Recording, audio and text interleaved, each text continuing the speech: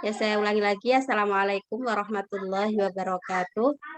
Waalaikumsalam warahmatullahi wabarakatuh. Alhamdulillahilladzi an'ama alaina bi ni'matil imani wal islam.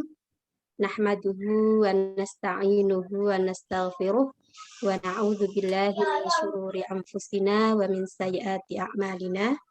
Man yahdihillahu fala mudhillalah wa may yudlilhu falan tajida lahu waliyyan mursyida. Asyhadu an la ilaha illallah wahdahu la syarikalah wa asyhadu anna Muhammadan abduhu wa rasuluhu la nabiyya ba'dah. Ibu-ibu yang dirahmati Allah, alhamdulillah pada sore hari ini kita dapat melanjutkan kegiatan kita ya, yaitu salah satu dari pengembangan program tahfidz Quran tematik, yaitu program tematik Quran Journaling yang pada sore hari ini adalah perdana kita melakukan inovasi dari pembelajaran biasa yang biasanya monolog gitu ya. Saya yang menyampaikan, kemudian yang lainnya sebagai mustami'ah atau pendengar. Nah, pada kesempatan ini kita berimprovisasi dengan mencoba menggali sumber daya yang ada dari tiap-tiap peserta tematik Quran Journaling tersebut. Nah, program ini kalau tadi saya sampaikan ini adalah bagian dari pengembangan program tahfidz Quran tematik. Mungkin bagi ibu-ibu yang baru bergabung nanti ada penasaran apa ya tahfidz Quran tematik itu, yaitu sebuah metode menghafal Al-Quran yang saya bisa menyebutkan itu non-konvensional. Jadi biasanya menghafal Al-Quran itu kan urutan ya, dari Al-Fatihah sampai Anas gitu, atau biasanya dipilih dulu juz-juz yang mudah gitu, juz 30 terus ke depan, terus baru nanti mulai juz 1 gitu. Nah, kalau yang menarik dari tahfidz Quran tematik ini adalah menghafal Al-Quran tidak berurutan yang ada dalam mushaf, tetapi dipilih sesuai dengan tema-tema tertentu. Nah, yang pada kelanjutannya dalam menghafal itu kita sangat memaknai dan meresapi apa kandungan dari ayat yang dihafal itu, karena di setiap ayat yang dihafal tidak sekedar dilafadzkan secara lisan gitu ya, tapi juga dimaknai dari kaidahnya, dari latar belakang turunnya ayat, dan dari sisi-sisi yang lain. Karena itu mungkin di antara ibu-ibu di sini nanti kalau ada yang tertarik untuk bergabung dengan program kami, nanti bisa menghubungi Bu Ninda yang pada kesempatan ini akan presentasi. Dan kami ucapkan terima kasih ya para supporter yang sudah siap dan standby di awal pertemuan gitu. Nah, tentu atas semua itu kita perlu bersyukur kehadirat Allah Subhanahu wa taala. Nah, kemudian kedua, salawat serta salam semoga terus terlimpah kehadirat Nabi Agung kita Muhammad Shallallahu Alaihi Wasallam. Beliau adalah Nabi panutan kita semua. Semoga kita semua nanti diakui beliau sebagai umatnya ya, karena kita insya Allah dari waktu ke waktu kita selalu mengkaji Al-Quran. Jadi syafaat di akhirat nanti bisa kita dapatkan dari beliau, dan juga insya Allah dari Al-Quran yang kita kaji dari waktu ke waktu. Ibu-ibu, saya pemandu acara ini, pemandu, moderator lah kira-kira begitu, akan memandu jalannya acara atau agenda pada sore hari ini. Pada kesempatan ini, Bu Ninda Harahap, salah satu peserta dari program kami, baik yang tematik Quran Journaling maupun tahfidz Quran tematik yang cukup aktif dalam program ini. Nah, pada kesempatan ini beliau akan mempresentasikan atau menyajikan tema lebah dalam Al-Quran. Ya, nah nanti mari kita dengarkan bersama, kita maknai bersama karena sesuai dengan ayat Al-Quran itu mengatakan inna fi khalqis samawati wal ardi wakhtilafil laili wan nahari la ayatil liulil albab. Jadi dalam penciptaan langit dan bumi, pergantian siang dan malam itu terdapat tanda-tanda bagi orang yang ulul albab. Nah, ulul albab itu apa maknanya? Salah satu di antaranya adalah orang yang mau merenungi dan meresapi, ya, mengkaji terus, berpikir tentang ayat-ayat Allah. Nah, ayat-ayat itu ada yang kauniyah yang sangat besar dan ayat-ayat qauliyah yang termaktub dalam kitab suci kita Al-Quran. Nah, setelah nanti Bu Ninda akan menjelaskan tentang ayat-ayat kauniyah itu tadi, karena lebah ini kan bagian dari alam, ya, bagian dari makhluk ciptaan Allah. Nah, bagaimana kisah lebah atau bagaimana pandangan ilmiah terhadap lebah ini, gitu, nanti akan dikaji oleh Bu Ninda.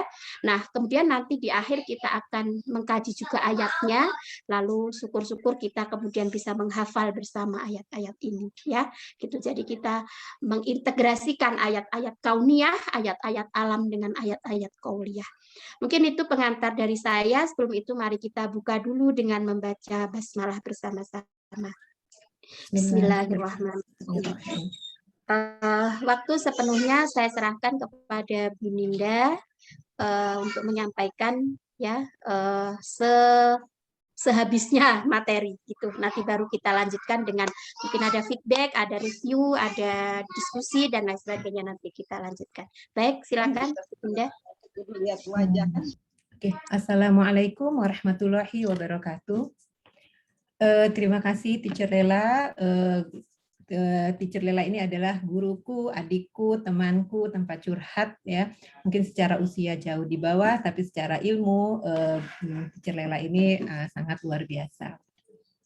Alhamdulillahirrabbilalamin, hari ini saya berkesempatan untuk berbagi tentang dua ayat yang ada di dalam Al-Quran.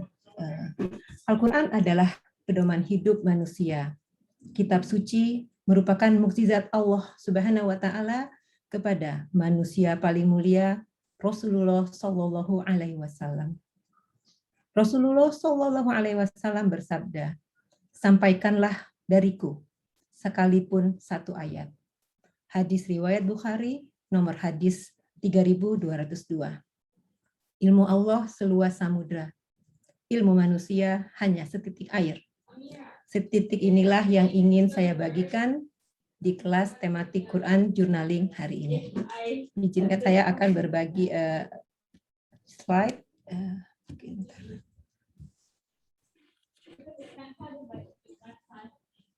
Sebentar, saya coba share slide ya, teacher. Ya.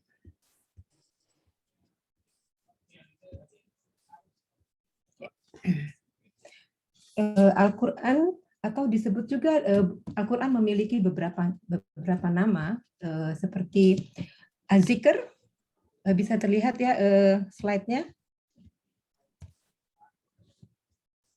Bisa terlihat ya teacher slide-nya ya? Terlihat ya. Oke, ya. Sudah terang. Al-Quran memiliki beberapa nama, diantaranya adalah Alkitab, Al-Zikr atau peringatan, Al-Furqan pembeda, At-Tanzil diturunkan. Terdiri dari surat Makkiyah dan Madaniyah, serta surat-surat yang turun di antaranya. Terdiri dari 30 juz, dimulai dari surat Al-Fatihah hingga surat An-Nas, dan terdiri dari 114 surat, serta terdiri dari 6.236 ayat. Kita sebagai umat manusia, sebagai umat Islam, ini adalah kitab kita yang abadi dari mulai diturunkan hingga akhir zaman. Pada kesempatan hari ini saya akan berbicara dua ayat dari surat An-Nahl. An-Nahl adalah lebah. Merupakan surat ke-16, juz ke-14, terdiri dari 128 ayat, serta merupakan surat Makkiyah.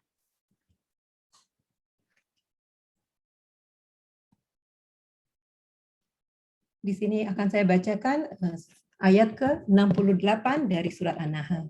A'udzubillahi minasyaitonirrajim. Bismillahirrahmanirrahim. Wa auha rabbuka ilan nahli anittakhidhi minal jibali buyutan wa minasy syajari wa mimma ya'rishun. Dan Tuhanmu mewahyukan kepada lebah, buatlah sarang-sarang di bukit-bukit, di pohon-pohon kayu, dan di tempat-tempat yang dibikin manusia. Yang dimaksud dengan wahyu di sini adalah ilham atau petunjuk Allah kepada lebah agar lebah membuat sarangnya di bukit-bukit, juga di pohon-pohon, serta di tempat yang dibuat oleh manusia. Kemudian berkat adanya ilham dari Allah, lebah membangun rumahnya atau sarang dengan sangat rapi struktur dan susunannya, sehingga tidak ada celah padanya. Jika kita melihat sarang lebah, sarang lebah ini fakta tentang sarang lebah. Tadi surat 68 adalah surat dari Al-Quran. Sekarang kita berbicara tentang fakta secara sains dari sarang lebah. Sarang lebah, sebentar. Terlihat ya teacher ya? Atau kecil ya? Terlihat agak kecil, kalau mau diperbesar bisa. Saya kembalikan ya. Ya. Oke.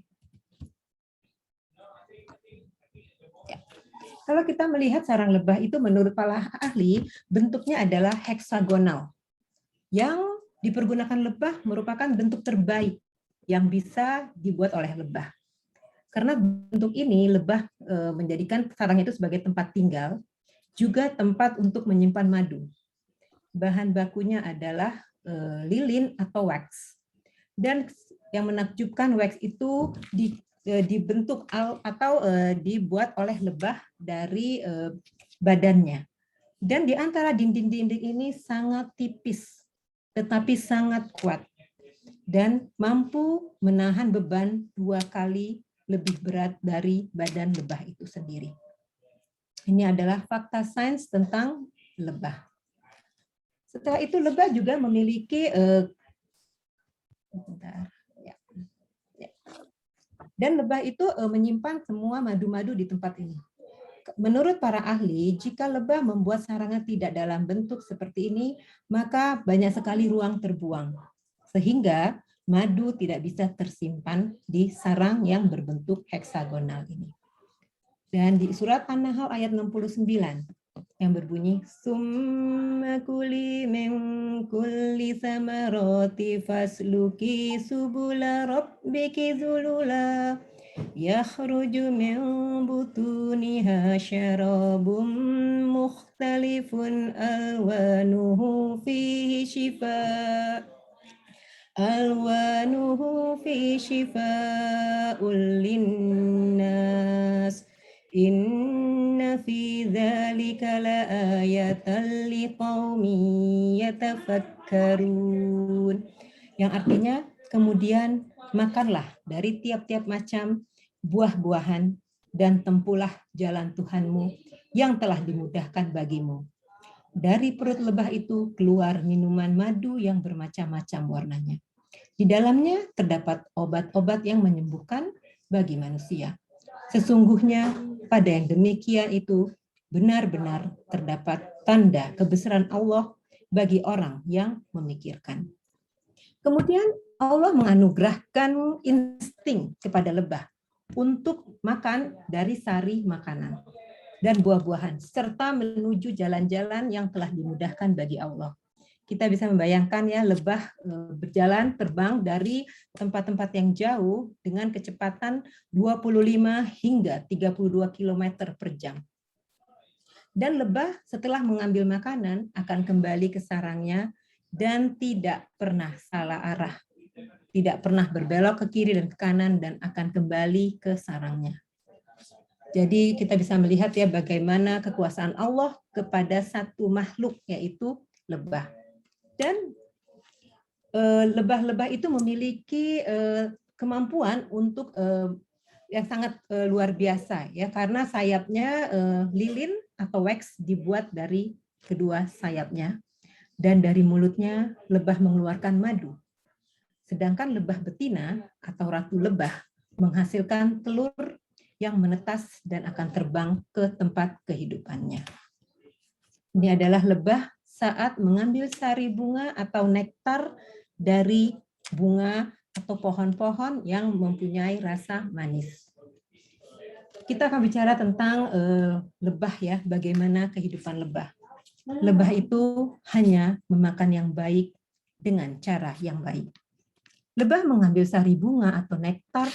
Lebah tidak pernah mengganggu atau merusak bunga yang dia hinggapi. Dan lebah juga tidak akan menghisap sari bunga dari bunga yang telah dihinggapi oleh koloni lebah yang lain. Jadi lebah tidak pernah mengambil rezeki atau lahan dari lebah yang lain. Yang kedua, lebah hanya mengeluarkan yang baik, yaitu madu. Jadi apa yang diambil baik, yang dikeluarkan juga baik. Yang ketiga, lebah suka berbagi informasi. Jadi jika seekor lebah menemukan tempat baru, lebah tersebut akan menginformasikan tempat tersebut kepada koloninya. Jadi tidak ada yang namanya menyimpan informasi atau pelit berbagi informasi. Dan lebah juga mampu berinteraksi dengan baik. Jadi ada yang disebut dengan tarian lebah. Begitulah cara lebah berkomunikasi. Kemudian pembagian kerja yang sangat terstruktur. Lebah itu terdiri dari ratu lebah yang tugasnya hanya mengeluarkan telur. Kemudian ada lebah jantan, dan ada lebah penjaga, dan ada lebah pekerja. Setiap lebah memiliki tugas masing-masing dan tidak pernah mengambil tugas lebah yang lain. Selain itu juga pada saat memakan sari bunga atau nektar, lebah menyerbuki lebih dari 70 jenis tanaman.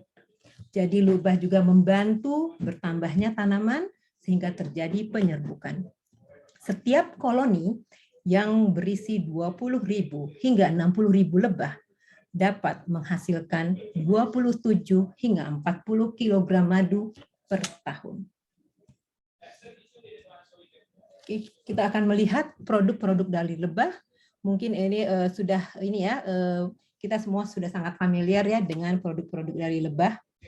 Ada madu, ada bee pollen, ya ini madu, ada bee pollen, dan ada royal jelly, serta ada propolis.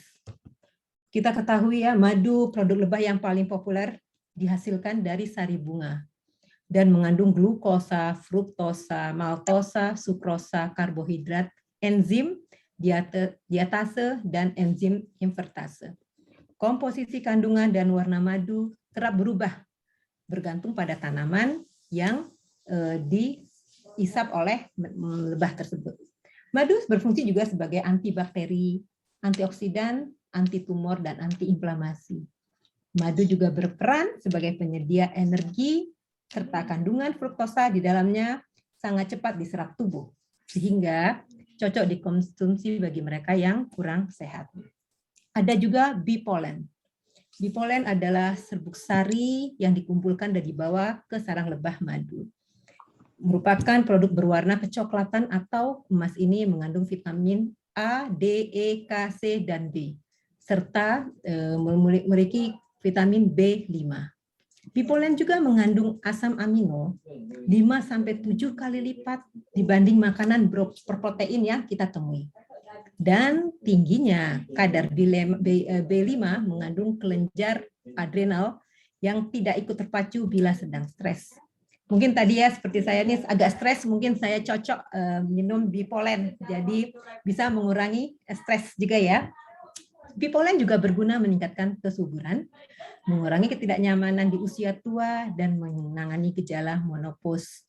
Mungkin yang perimenopause juga dapat mengkonsumsi bee pollen. Royal jelly. Royal jelly berasal dari kelenjar hipofaring lebah perawat. Produk ini mengandung protein, gula, lemak, serta HDA.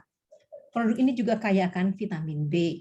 Ya, jadi royal jelly ini berguna untuk anti tumor, antioksidan, serta anti alergi, serta anti aging.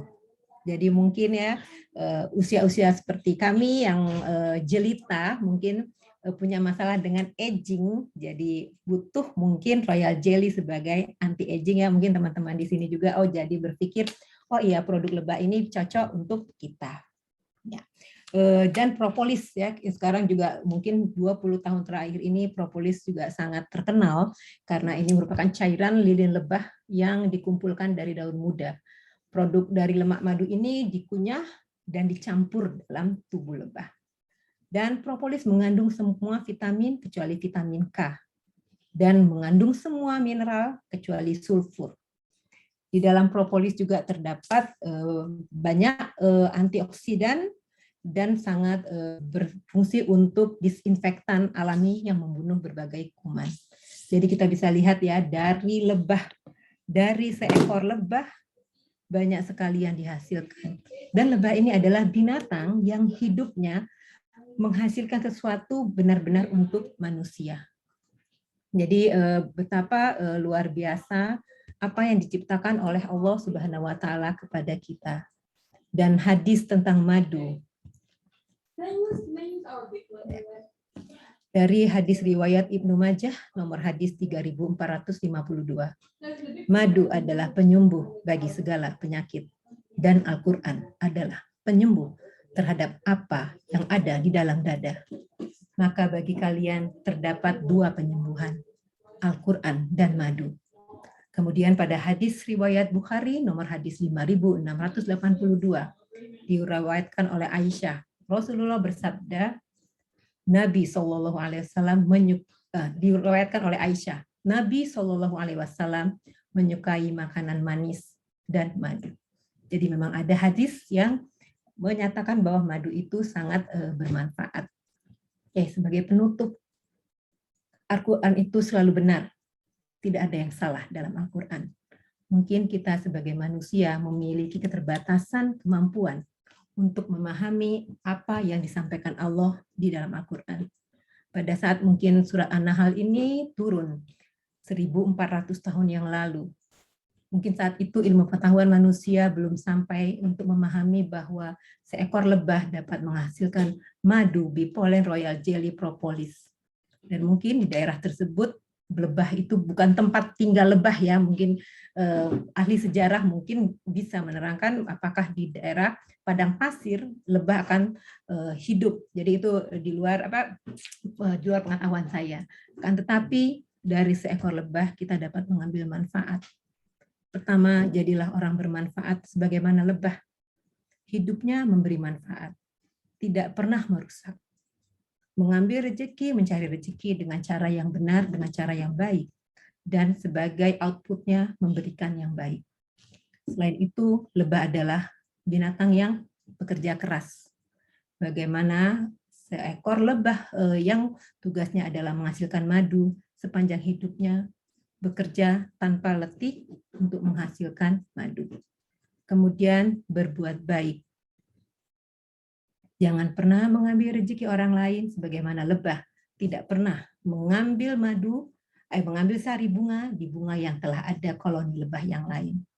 Mungkin kita sebagai manusia diberi Allah akal dan pikiran, sedangkan lebah tadi hanya diberi wahyu ya, diberi insting. Bagaimana dengan instingnya, lebah itu tidak pernah berbuat yang tidak baik, dan lebah itu tidak pernah menyerang, kecuali diserang. Jadi kita sebagai manusia berharap dapat mengambil ibarah dari dua ayat yang diturunkan tadi di surat An-Nahl ayat 68 dan 69. Semoga apa yang saya sampaikan ini bermanfaat bagi kita semua dan kita menjadi orang-orang yang selalu dirahmati Allah Subhanahu wa taala. Sebagaimana tadi disampaikan oleh Teacher Leila bahwa Quran ini memang diturunkan buat kita berpikir. Sebagaimana pada surah Al-Qamar 4 kali atau 4 ayat diulang-ulang, yaitu pada surat Al-Qamar ayat 17, 22, 32, dan 40 yang berbunyi A'udzubillahi minasyaitonirrajim. Bismillahirrahmanirrahim. Walaqad yassarnal Qur'ana lidzikri fahal mim muddakir. Dan sungguh telah kami mudahkan Al-Qur'an untuk peringatan. Maka adakah orang yang mau mengambil pelajaran? Semoga kita dengan ilmu pengetahuan kita, dengan teknologi yang ada saat ini, dapat mengambil pelajaran dari Al-Quran walaupun mungkin hanya 1 atau 2 ayat.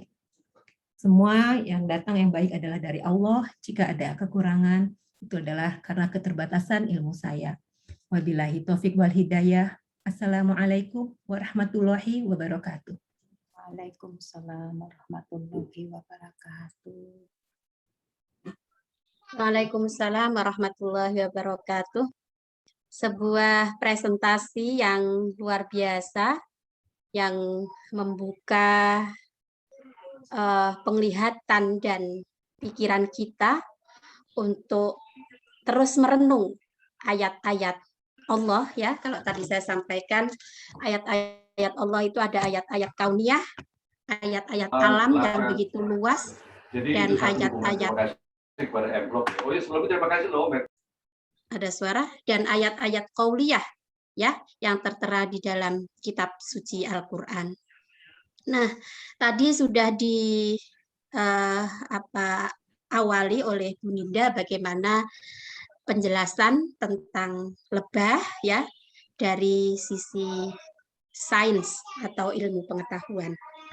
Nah, kalau tadi saya beri pengantar di awal bahwa program tahfidz Quran tematik maupun tematik Quran journaling ini adalah kita ingin mengintegrasikan ya pemahaman kita terhadap ayat-ayat qauliyah yang ada dalam Al-Qur'an dan juga ayat-ayat kauniyah tadi, dan lebih baik lagi kalau kita bisa menghafal ayat-ayat yang tadi disebutkan oleh Bu Ninda itu. Mengapa demikian Ibu-ibu? Karena kalau saya boleh sedikit berpendapat ya, kita ini sebagai muslim, kita ini meyakini dengan seyakin-yakinnya kebenaran Al-Quran. Tetapi seringkali ketika orang bertanya kepada kita tentang satu hal misalnya, kemudian orang bertanya, ini ada dalam Quran, kamu bisa nggak menyebutkan ada di surat apa dan ayat berapa yang menjelaskan tentang itu? Seringkali kita masih memerlukan waktu untuk mencari di mana surat dan ayat yang menjelaskan tentang hal itu. Seperti tadi Bu Ninda menyebutkan itu tersebut dalam surat An-Nahl ayat 68 dan seterusnya. Nah, itu melalui proses pencarian terlebih dahulu. Gitu. Nah, sekarang yang kita inginkan dari program tahfidz Quran tematik itu adalah bagaimana ayat-ayat yang kita ketahui itu sekaligus masuk dalam memori kita. Tentu kita harus belajar gitu. Dan banyak orang yang belum siap untuk menghafal Al-Qur'an. Mungkin bisa karena faktor usia atau juga karena kesempatan, kesibukan dan lain sebagainya. Nah, karena itu dalam kelas-kelas kami ini kami memfasilitasi itu. Jadi ibu-ibu yang ingin belajar menghafal Al-Qur'an dengan di tengah kesibukannya, karena kami yakin bahwa 24 jam yang Allah berikan itu tidak mungkin tidak ada waktu sedikit yang bisa kita luangkan untuk menghafal Al-Quran jika kita mau. Gitu. Kalau kita terus berpikir bahwa saya sibuk, saya begini, saya sulit menghafal saya itu, nah itu menurut saya mari coba kita putus pikiran itu, kita coba melangkah, coba sih gimana menghafal Al-Quran yang mudah itu. Karena tadi walaqad yassarnal Qur'ana lidzikri fahal min mudzakir itu disebutkan sampai 4 kali dalam Al-Quran. Dan itu menggunakan lafaz taukid. Jadi penguat. Ada lam, lakot itu, kemudian yassarna itu dengan menggunakan tasdid itu menjadi penegas dan penguat bahwa sebetulnya mengkaji Al-Quran, memahami Al-Quran, mentadaburi Al-Quran dan juga menghafalnya itu mudah gitu. Nah, karena itu saya di sini kayak ngompori nih ke ibu-ibu ya supaya belajar mulai menghafal Al-Quran semampu yang bisa dilakukan.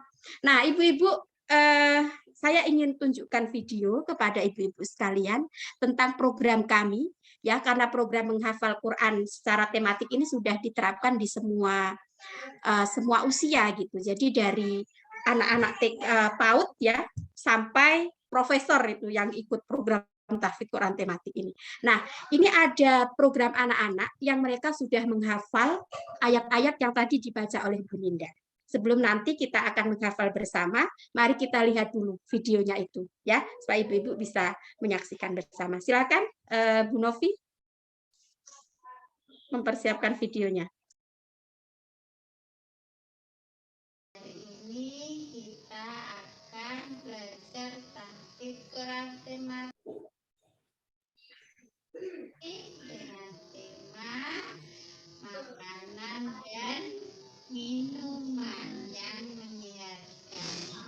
Ada susu, ada madu, kemudian ada kurma dan anggur. Nah, ya.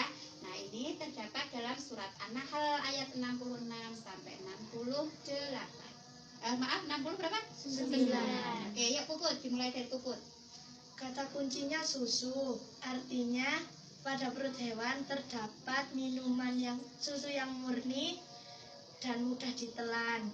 Bunyi ayatnya Bismillahirrahmanirrahim. Wa inna lakum fil an'ami la ibrah yusqikum mimma fi butunihi min ma'in farsi wa tamil labanan khalisan sa'igal lisyaribin. Ya, bagus. Lanjut Kak Hafiz. Ini kata kuncinya anggur dan kurma. Artinya pada buah anggur dan kurma dapat menjadi minuman yang memabukkan dan rezeki yang baik. Ya, ayat Ayat 67 surah An-Nahl ayat bunyi Bismillahirrahmanirrahim. Wa min samaratin nakhili wal a'nabi tattakhiduna minhu sakaran wa rizqan hasana. Inna fi dzalika laayatan liqaumin yaqilun. ya, betul. Lanjut Ica. Kata kuncinya sarang lebah. Artinya Allah mewahyukan kepada lebah untuk membuat sarang di gunung, pohon, dan tempat yang dibuat oleh manusia. Ayat terdapat dalam surat An-Nahl ayat 68. Bunyi ayatnya Bismillahirrahmanirrahim. Wa auha rabbuka ilan nahli anittakhidhi minal jibali buyuta wa minasyajari wa mimma ya'rishun. Bagus. Lanjut Mila. Kata kuncinya adalah madu. Artinya pada hewan lebah di dalam perutnya terdapat madu yang beraneka rasa dan beraneka macam Warnanya. warnanya. Ya. Terdapat pada surat An-Nahl ayat 69. Bunyi ayatnya Bismillahirrahmanirrahim. Tsumma kuli min kulli tsamarati fasluki subula rabbiki dudula yahruju min butuniha syarabun mukhtalifun alwanu fihi shifaa'un linnas. Inna fi dzalika laayatan liqaumin yatafakkarun. Ya, shadaqallahul azim. Tahfidz Quran tematik Insyaallah hafal dan paham. Assalamualaikum warahmatullahi wabarakatuh. Waalaikumsalam warahmatullahi wabarakatuh. Baik, terima kasih Mbak Novi yang sudah mengupayakan. Mohon maaf nih. Mohon maaf belum berpengalaman. Iya, tidak apa-apa. Baik, alhamdulillah pada akhirnya ibu-ibu tadi ya sudah mendengarkan dan menyimak pemaparan dari Bu Ninda, kemudian juga sudah mendengarkan bagaimana anak-anak tadi menghafal ayat-ayat yang disampaikan oleh Bu Ninda tadi. Nah, ini masih ada waktu 20 menit, 21 menit. Mungkin saya akan beri waktu 10 menit untuk yang ingin berkomentar, ya. tentang tema lebah dalam Al-Quran yang tadi disampaikan oleh Bu Ninda.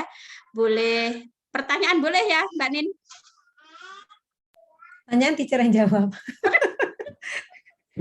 Saya Ini sebenarnya nggak lebih ahli ke kalau sharing ya. dari Di sini sisi mungkin sains. kita punya beberapa orang yang punya apa secara sains lebih pakar. Kalau saya kan maksudnya berdasarkan apa sih internet ya dari apa sih literatur gitu ya.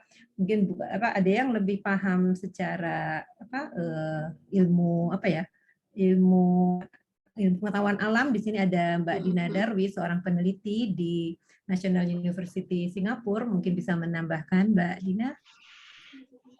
Nggih. Baik, terima kasih. Kami persilakan Bu Dina. Oh ya, Oke, terima kasih. nggih. Silakan. Ya. Ya. Saya beri waktu 5 menit, nggih. Mohon maaf. Assalamualaikum warahmatullahi wabarakatuh. Waalaikumsalam warahmatullahi wabarakatuh. Dan juga teman-teman semua ya yang sudah membuat acara ini. Saya baru tahu nih terus terang ya hari ini ya sangat menarik sekali karena memang kalau kita lihat ayat-ayat tauliyah dan kauniyah itu sangat ini ya sangat apa ya terbukti bagaimana kebesaran Allah ya. Kita bisa baca di Al-Qur'an ya. Saya sendiri ya kalau boleh dibilang bukan sebagai peneliti inseksi ya, tapi memang pernah belajar. Kebetulan pernah belajar ya. Jadi kalau sekarang ini lebih banyak bergelut di area molecular biology ya. Jadi tapi juga hampir mirip seperti apa yang Mbak Ninda sebutkan ya, saat kita melihat bagaimana lebah ini di dalam penjelasannya di dalam Al-Quran. Lalu kita lihat juga di luar ya bagaimana memang cara kerja lebah ini ya memang sangat membuat ayat-ayat Allah yang di dalam Quran itu sangat tambah lebih bisa dipahami ya.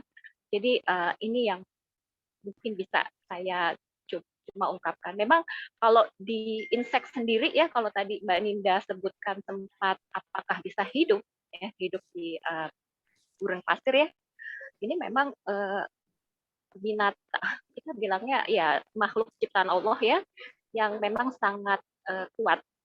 Sangat kuat. Jadi bisa hidup di segala musim ya, segala lingkup alam ya, yang terbukti memang bahkan dari ribuan kalau nggak salah saya pernah baca ini memang jenisnya itu sampai ribuan ya. Lebah sendiri itu jenisnya sampai ribuan kan. Jadi bukan main dan memang tidak salah gitu ya kalau misalnya hasilnya yang dihasilkan oleh lebah sendiri ini juga sangat bermanfaat ya, sangat bermanfaat bagi manusia. Dan juga Masya Allah kalau tadi Mbak Ninda coba hubungkannya antara bagaimana cara kerja lebah, bagaimana sifat mereka hidup di dalam komunitasnya mereka ya, tidak mengganggu orang lain, itu juga bisa kita buktikan ya. Jadi di alamnya bagaimana manusia juga bisa mencontoh dari makhluk ciptaan Allah. Itu aja sih Mbak Ninda dan ibu-ibu yang lain ya yang bisa saya sampaikan. Kalau dari sisi sains saya mungkin hanya bisa melihat bahwa insek ini memang terutama lebah ya, mungkin memang salah satu ciptaan Allah ya yang ada juga disebutkan di dalam Al-Quran. Memang begitu banyak pelajaran yang bisa kita ambil dari bahkan manfaatnya pula. Ya itu aja. Assalamualaikum warahmatullahi wabarakatuh. Waalaikumsalam warahmatullahi wabarakatuh. Makasih, Ya, kami Mbak Dina. Mengucapkan terima kasih banyak Bu Dina atas insight dan tambahan pengetahuan ya. Ini masih ada waktu 7 menit untuk kami buka sesi untuk para komentator gitu ya. Nah, nanti 10 menit di akhir saya akan mencoba menuntun gitu ibu-ibu sekalian untuk menghafal hadis maupun ayat tentang lebah ini. Sehingga diharapkan nanti tadi ayat-ayat kauniyah dan ayat kauliyahnya itu tadi match. Ibu-ibu sudah paham dari sisi ilmu pengetahuannya. Nah, bagaimana Al-Quran melafalkan atau bunyi ayat Al-Quran, lafaz ayat Al-Quran yang terkait dengan hal itu gitu ya. Oke, masih ada waktu 6 menit, silakan. Mungkin masih ada yang ingin beri komentar. mungkin teman yang lain mungkin yang mengerti mengenai kehidupan lebah atau apa saja yang mungkin bisa kita ambil pelajaran dari tema hari ini, dari lebahnya, dari cara hidupnya dan implementasinya kepada kita manusia gitu.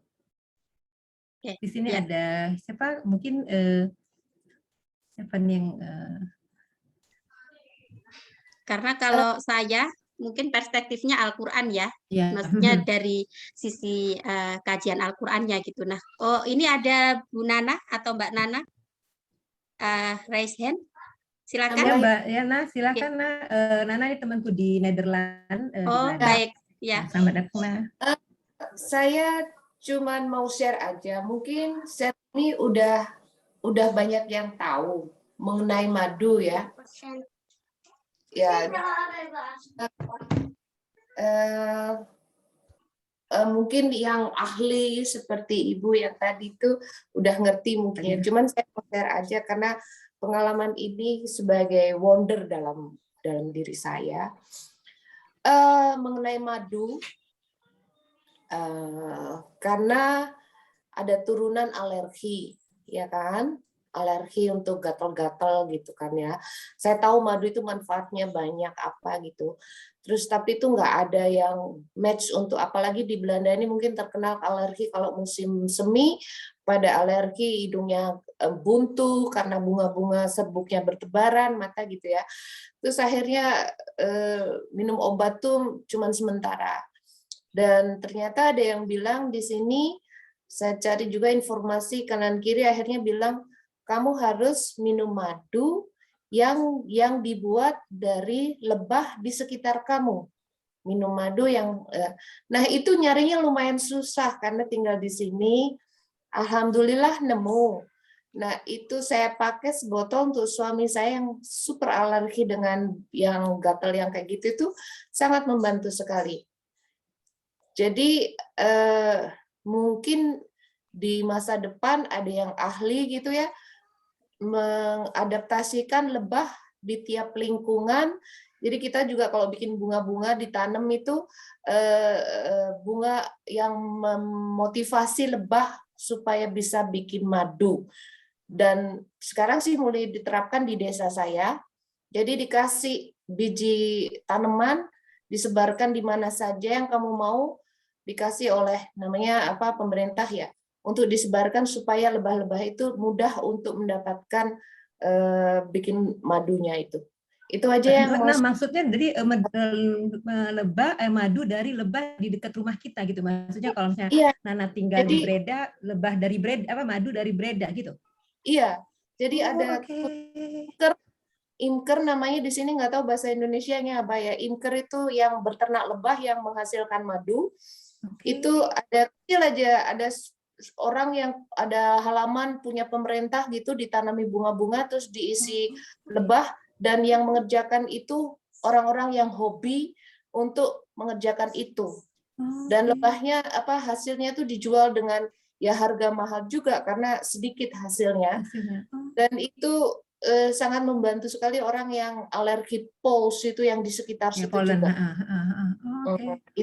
Itu yang mau saya share itu aja. Jadi mungkin in the future ada yang motivasi pergerakan untuk lebah bikin madu di sekitar daerah masing-masing untuk preventif, ya. Bukan obatan medis yang macam-macam, farmasi yang macam, tapi insya Allah dengan bantuan Allah. Itu aja yang mau saya share. Makasih. Makasih Nah. Ya, Waalaikumsalam warahmatullahi wabarakatuh. Menarik sekali ya, teacher ya. Iya, ini sebuah share yang sangat menarik menurut saya. Jadi terima kasih Mbak Nana, informasi dan berbagi pengalaman yang saya pikir ini nanti untuk kedepannya kelas thematic journaling ini akan sangat lebih menarik lagi kalau misalnya ya kita mengundang partisipan selain peserta intern gitu ya. Jadi nanti ada perspektif-perspektif lain yang itu kita serahkan pada ahlinya gitu. Soalnya kalau saya memang perspektifnya Al-Qur'an gitu. Jadi ya apa kata Al-Qur'an, baru nanti kemudian saya coba jelaskan kenapa menggunakan bahasa ini Al-Qur'an ketika menyebutkan ayat-ayat tentang itu. Nah, kalau zaman dulu itu memang kan ulama itu kan sekaligus ilmuwan ya. Jadi kalau ada mengenal Ibnu Khaldun, kemudian Ibnu Sina, Al-Biruni, dan lain sebagainya itu dalam diri seorang itu memang ulama juga ilmuwan gitu. Jadi saintis juga ahli agama gitu. Nah kalau sekarang ya mungkin kita mengenal seperti Harun Yahya, atau tapi nggak banyak gitu loh yang dalam diri seorang itu bisa mengcombine dua pendekatan itu. Sehingga mungkin nanti kita bisa mengkaji dari sisi Al-Qur'annya, nanti ibu-ibu yang tergabung dalam peserta intern itu bisa menyampaikan presentasi dan bisa juga mengundang teman-temannya seperti yang sudah dicontohkan oleh Mbak Ninda pada kesempatan sore ini. Baik ibu-ibu sekalian, supaya kita ini dapat oleh-oleh gitu ya, dalam tanda kutip, ada hasilnya. Sekarang saya akan coba, kalau ibu-ibu yang baru bergabung mungkin masih bingung gitu, tapi enggak apa-apa sebagai pendengar dulu. Nah, nanti yang sudah aktif sebagai peserta intern, saya mohon untuk berpartisipasi aktif untuk menirukan ya ayat-ayat yang saya lantunkan ini ya, sehingga nanti diharapkan setelah acara ini, saya bukan hanya tahu loh di mana tempatnya ayat menjelaskan tentang lebah itu, tapi saya juga hafal gitu. Nah itu menjadi sebuah Mbak Nin, kebanggaan lah ya kalau Mbak Ninda gitu. Baik. Nah sebelum masuk ke ayat, saya akan tuntun dulu menghafal hadis karena hadisnya ini pendek. Hadisnya ini sangat pendek. Bunyinya begini. Bismillahirrahmanirrahim. Matsalul mu'mini ya kamatsalin nahlah. Permisalan orang beriman itu seperti lebah. Mudah kan bunyi hadisnya? Masal itu ya misal. Misal itu kan menjadi bahasa Indonesia kan? Misal, contoh gitu. Masalul mu'mini kamatsalin nahlah. Jadi nahlah itu artinya lebah. Ya, oke. Perumpamaan orang beriman itu seperti lebah. La ta'kuluha illa thayyiban. Dia tidak makan kecuali yang baik. La ta'kulu illa thayyiban. Tidak makan, la ta'kulu itu artinya tidak makan ya. Illa kecuali thayyiban. Kalau kita pernah dengar tuh orang Arab ngomong thayyib, thayyib. Nah, itu artinya bagus ya. Jadi dia tidak makan kecuali yang thayyib, yang baik. Wala tad'u illa thayyiban. Dan tidak meletakkan atau memberi kecuali yang baik. Nah, itulah perumpamaan orang beriman. Maka kalau tadi Bu Ninda memberi apa hikmah dari kajian kita hari ini, kita belajar tentang lebah dalam Al-Quran, salah satu di antaranya adalah kita mengambil, memproduksi sesuatu itu dengan cara yang baik, kita mengambil sesuatu dengan cara yang baik, kita mengeluarkannya nanti juga yang baik. Nah, begitu yang diajarkan oleh lebah. Dia mengambilnya dari saripati bunga. Mungkin ya ini nanti akan ada kajian lebih dalam lagi mungkin ya, bagaimana ketika lebah itu menghisap tumbuhan, misalnya bunga-bunga dan sebagainya, dia tidak mau yang di barang-barang di tempat-tempat kotor gitu kan. Nah, jadi ini bunyi hadisnya. Masalul mu'mini kamatsalin nahlah. Kayaknya Mbak Ani hafal. Ayo coba Mbak Ani. Mbak Ani. Itu tadi penggali ngikutin Mbak El ini tadi. Ya, yaitu masalul mu'mini kamatsalin nahlah. Silakan Mbak. Masalul mu'minin kamatsalin nahlah. Masalul mu'mini. Masalul mu'minin kamatsalin nahlah. Oke, baik. Mbak Nonong, coba. Masalul mukminin atau mukmini? Mukmini, kalau ada lamnya jadi mukmini. Oh ya. Masalul mukmini kamasalin na'mah. Nahlah. Oh, nahlah. An-Nahl kan artinya lebah kan? An-Nahl, surat An-Nahl ya. Kalau nakhl itu kurma.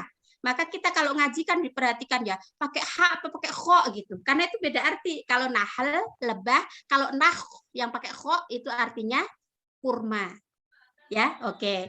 Masalul mu'mini kamatsalin nahlah. Perumpamaan orang beriman itu seperti lebah. Apakah ada yang mau mencoba lagi? Dari peserta baru boleh? Silakan mungkin Oke. coba. Masalun mu'mini kamasalin nikmah. Nah, Nah. oke. Coba lagi Mbak Hen. Bagus. Ayo coba lagi. Masalul mu'mini kamasalin nahlah. Bagus ya. Nah, itu udah hafal hadis itu. Silakan, Perumpamaan orang beriman seperti lebah. Mbak Dinda coba. Masalul mu'mini kamasalin nahlah. Oke, sekarang ya. Aulia coba, dia mau coba tadi. Oke, Aulia silakan Mega, Mbak Aulia. silakan. Ya, silakan. Ya, presentasi kayak wadi jalan di dokter. Nahlah. Ya, bagus. Oke. Masalul mu'mini kamasalin nahlah.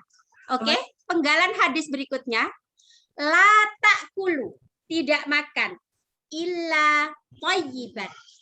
La ta'kulu illa thayyiban. Siapa yang mau nirukan? Silakan yang mau nirukan. Saya. Oke, silakan Mbak Yanti. Mbak Yanti, oke. Yang gampang ya. Oke, silakan Mbak Yanti. La ta'kulu. La ta'kulu illa thayyiban. Bagus, iya. Jadi nahl itu nggak makan kalau nggak yang baik. Masya Allah. Oke. Masya Allah. Berikutnya, wala tad'u, dan tidak tad'u itu artinya meletakkan, ya, meletakkan atau memberi gitu ya. Illa thayyiban. Wala tad'u illa thayyiban, dan tidak memberi kecuali yang baik. Yuk, siapa yang bisa merangkai? Masalul mu'mini kamatsalin nahlah. La ta'kulu illa thayyiban wa la tad'u illa thayyiban. Ayo silahkan, siapa? Yang sudah langsung. Saya Mbak. Ayo, Mbak Novi. Mbak Novi dulu, yuk silakan. Kalau udah gini rebutan. Oke, silakan. Ayo Mbak Nov. Ini nanti nambah waktu 15 menit nggak apa-apa deh kayaknya kalau semangat gini. Ayo Mbak Nov, silakan. Masalul mu'mini kamasalin nahlah. La ta'kulu illa thayyiban wa la tad'u illa thayyiban. Masya Allah. Masya Allah. Tadi sebelum masuk kelas ini hafal nggak Mbak hadis itu? Enggak. Ya kan, cuma berapa menit. Nah, jadi sebetulnya menghafal Quran, menghafal hadis itu tergantung metodenya. Kalau sulit-sulit melulu, jangan-jangan memang karena belum pas saja. Nah, ini buktinya nggak sampai 1 menit kan, sudah hafal. Oke, Mbak Ani ini kayaknya udah hafal. Ayo Mbak An, silakan. Tadi masalu atau masalil, Mbak? Masalu, karena nggak ada huruf apa sebelumnya. Oke. Ya, masalul mu'mini kamasalin nahla. Tidak la makan. ta'kulu illa thayyiban wa la tad'u illa thayyiban. Masya Allah. Ini tinggalnya di Arab, jadi dia lancar. Yuk, sekarang tunjukkan yang tidak tinggal di Arab juga bisa. Mbak, ayo. ini Mbak Amelia Reza. Ayo Mbak Amel. Coba. Mbak Amel dari kantor. Ayo Mbak Amel. Enggak ada video.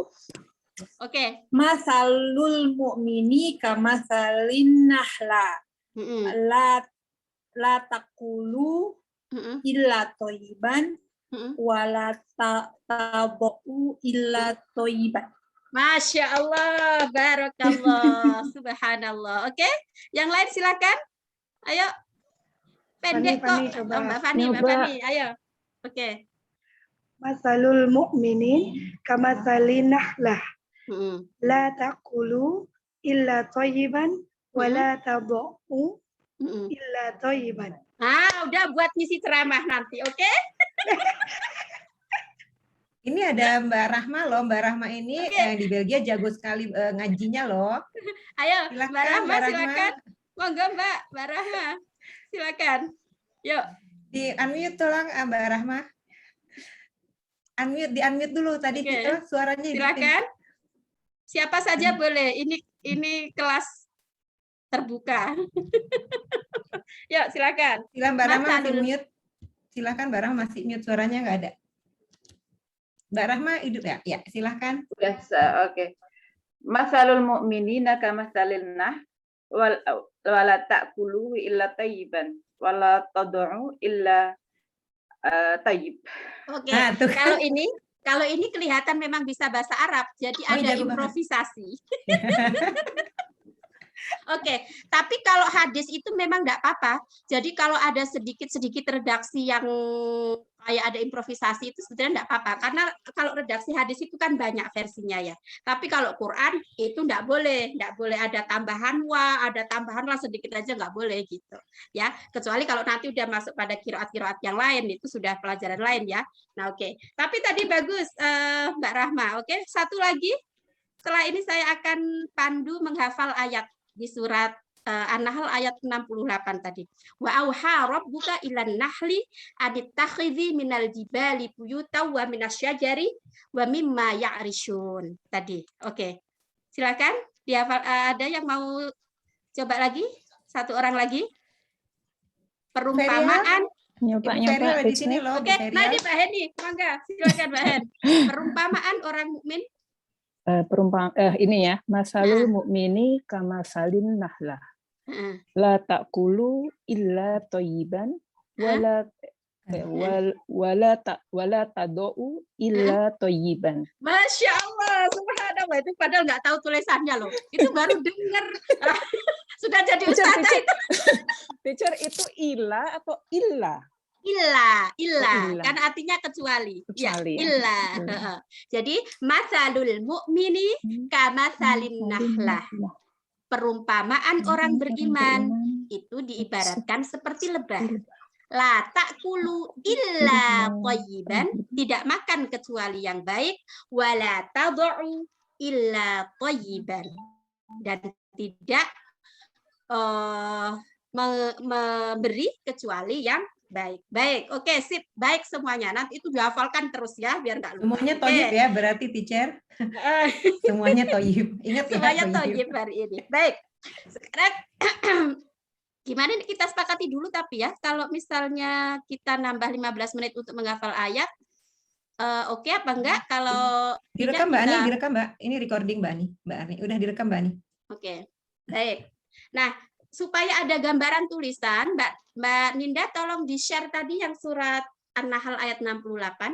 Oke. Saya akan bacakan pelan-pelan, nanti saya pandu kata per kata ya. Kemudian nanti ditirukan, lalu siapa yang kemudian sudah langsung nyantol bisa langsung di-store ya. A'udzu billahi minasyaitonir rajim. Bismillahirrahmanirrahim. Wa auha rabbuka ilan nahli anittakhidhi minal jibali buyuta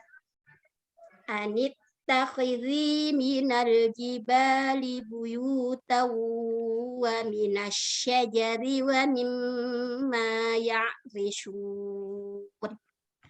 Saya artikan kata per kata dulu. Wa auha, dan mengilhamkan atau memberi wahyu. Ya, auha itu dari kata wahyu. Wahyu itu kan ilham ya. Dan Allah telah mewahyukan.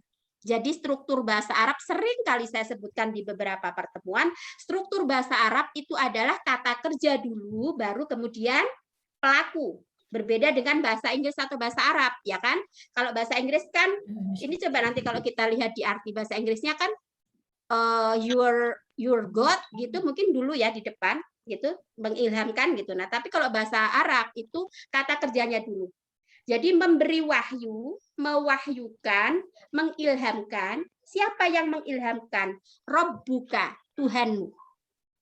Wa auha, dan telah mewahyukan, Rabbuka, Tuhanmu, ilan nahli, kepada lebah. Nah, jadi kalau ini kita bisa merenung ya. Ternyata yang diberi wahyu itu bukan hanya nabi, tapi juga lebah. Nah, itu kalau kita mau merenung sampai ke sana. Oke? Ya, wa auha rabbuka ilan nahli. Mudah bukan bahasanya? Wa auha, dan telah mewahyukan rabbuka, Tuhanmu, ilan nahli, kepada lebah. Ada yang mau nirukan? Ini gimana cara nutupnya ya? Oke, mungkin ditutup, dibuka gitu, Mbak. Baik. Siapa yang mau coba menirukan wa auha rabbuka ilan nahli? Ya. Silakan. Ya, teacher. Oke, Uni Arwis, silakan. A'udzu billahi minasyaitonir rajim. Wa auha rabbuka ilan nahli. Bagus. Tuhanmu mewahyukan kepada lebah. Diwahyukan apa ya? Anit takhidhi. Anit takhidhi itu dari dua kata an sama ittakhidhi. Ittakhidhi itu terambil dari kata ittakhodha yang berarti membuat. Ya, membuat. Ittakhidhi ini kata kerja perintah. Atau kalau dalam bahasa Arab itu ada istilah fi'il amr. Anit takhidhi. Hendaklah membuat. Minal jibali dari gunung buyutan. Membuat rumah. Wa minasyajari dan dari pohon. Wa mimma dan dari apa-apa. Ya'rishun. Ya'rishun itu kalau kita kembalikan pada kata dasarnya itu terambil dari kata arosya, ya'rishu, yang itu akar katanya sama dengan arsy. Arsy itu kan berarti singgasana ya. Berarti lebah itu membuat semacam singgasana kalau begitu, kalau kita lihat dari redaksinya. Gitu. Jadi kata ya'rishun. Soalnya membuat, ya. Jadi ini kan gini, Tuhanmu mewahyukan kepada lebah, anittakhidhi, buatlah minal jibali dari gunung buyutan. Buyutan ini arti aslinya kan rumah. Tapi di sini diartikan sarang.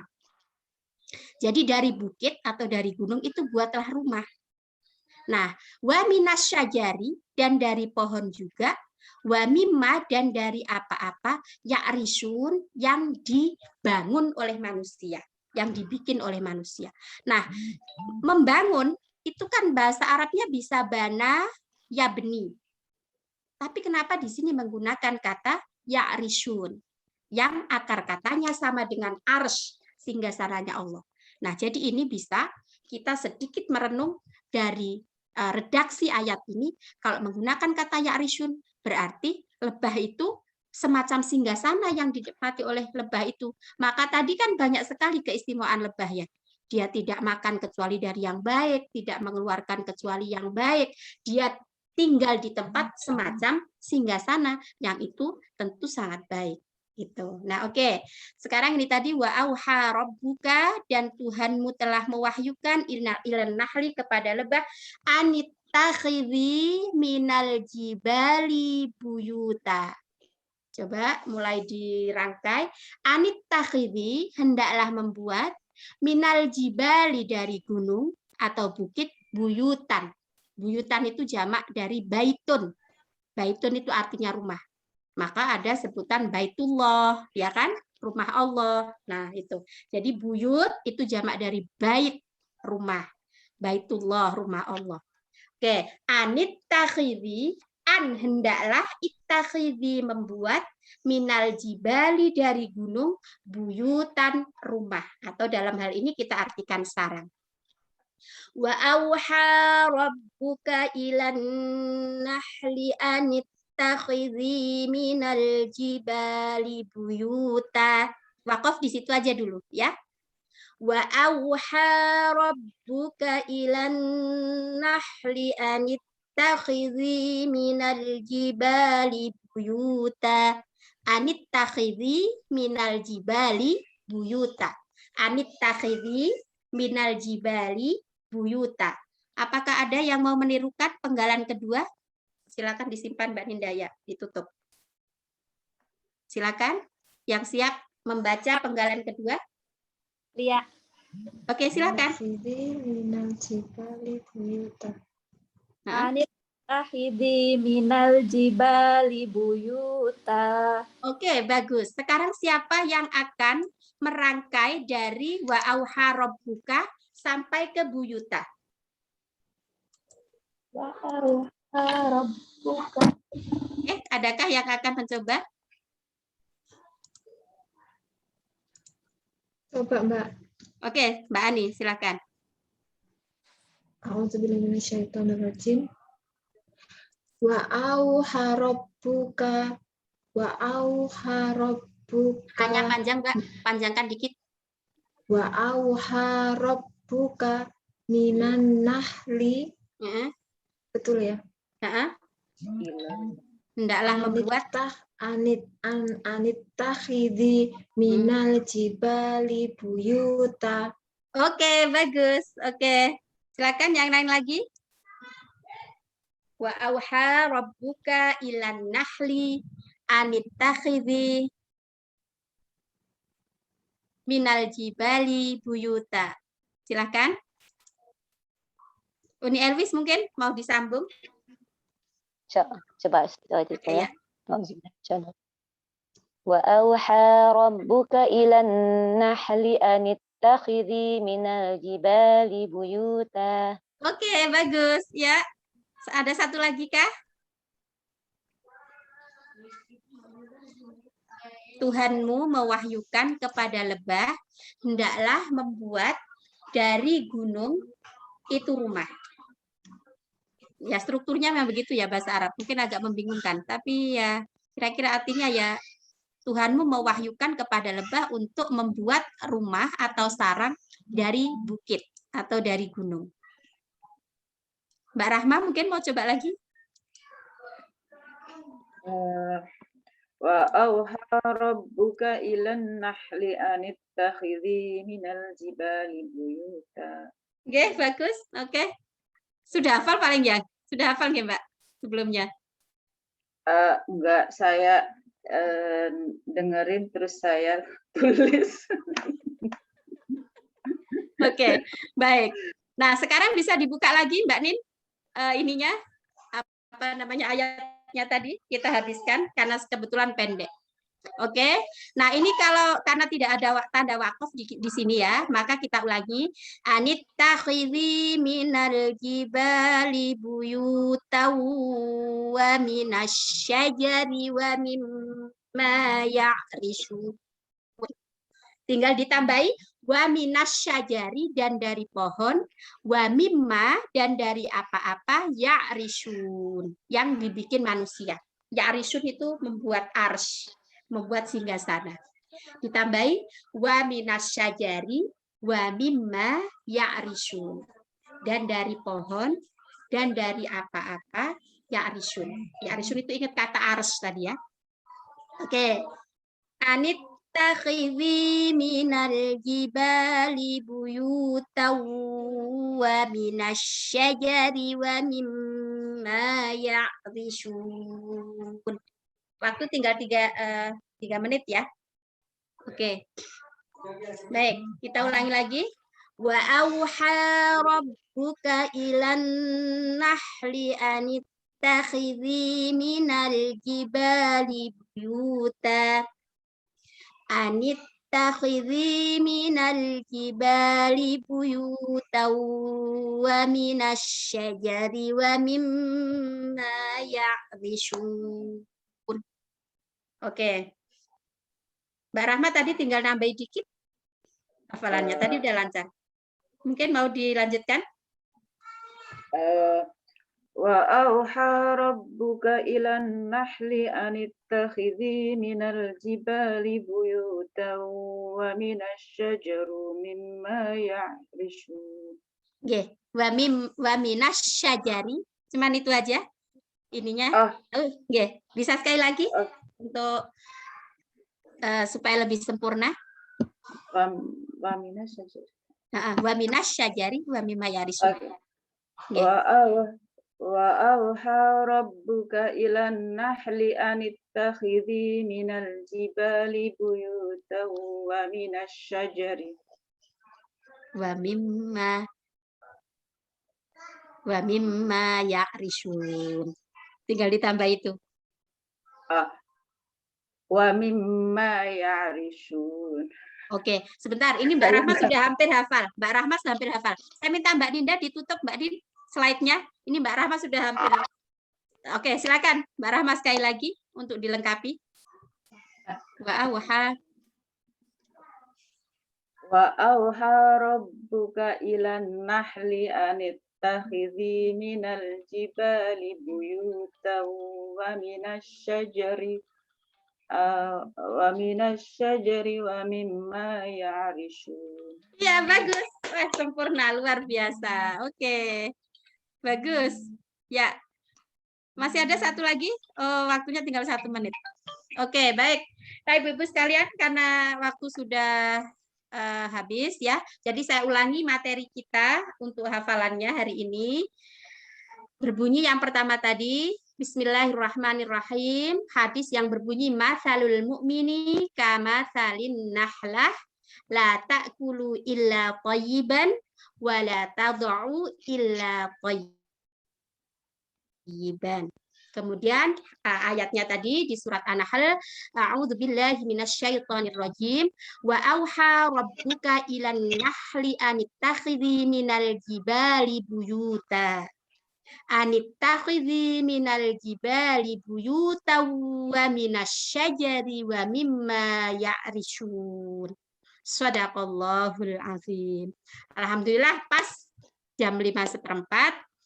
Semoga manfaat waktu yang kita luangkan untuk menghadiri majelis ini menjadi amal soleh ya, yang Allah terima amalan ini dan tentu menjadi bekal pengetahuan kita di dunia maupun di akhirat.